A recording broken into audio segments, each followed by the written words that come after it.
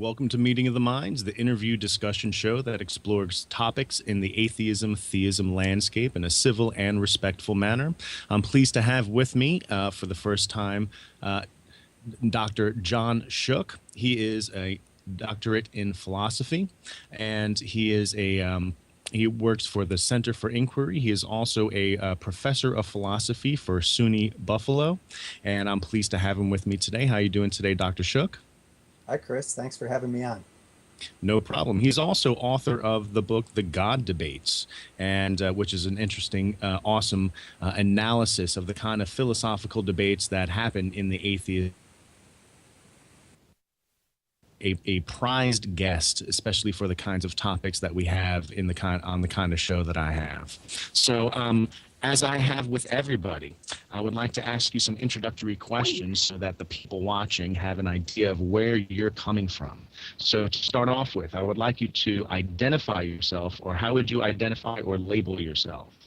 Hello, Christopher. This is not Dr. Shook. This is your producer, Joey Livingston. You should be able to tell that Dr. Shook has been lost, so we're going to try to get him back. Okay.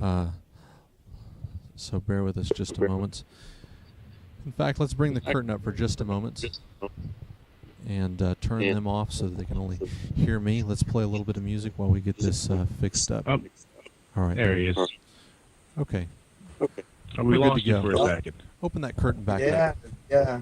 You're not sounding so clear. I hope I'm coming through clear enough. You're coming through clear now. All right. How are we on, Joey? We're good to go, guys. Thanks. All right. Let's try this one more time. So we're going to start with some introductory questions. And the first one that I'd like to ask is, how would you identify or label yourself? I'm a Homo sapien, resident of planet Earth. That would be my primary address lately. I think you meant in some more specific meaning. Sure. So let's get down to brass tacks. How would you describe your worldview to us? Oh, what I think. It depends on who I'm with and why they would possibly care about me. When I'm asked about, my career, my profession, how do I make a living, I say I'm a philosopher, and I tend to get a lot of blank looks and people trying to change the conversation quickly. They don't know what to make of that. If they know anything about philosophy, I might try to be more specific and say, I do philosophy of science or I do ethics, and they may still lose interest pretty quickly. So, if somebody knows anything about those two things, I might try to be more specific and say in philosophy of science, I'm interested in scientific realism and naturalism. So my worldview is naturalistic, which means that of all of the ways we have to explore reality, science is proving to be the most reliable, and it would be unwise to contradict science. Science doesn't know everything, nor does it have much to say about everything. But nevertheless, once science has investigated something, that's good enough for me until science itself revises it. So I go with naturalism.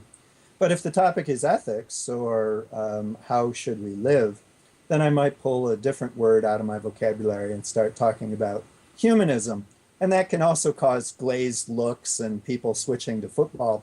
But if they're interested, I would say that humanism is about making sure we prioritize treating all human beings with equal dignity, respect, treating them morally, and prioritizing certain things that traditionally humanism has always prioritized.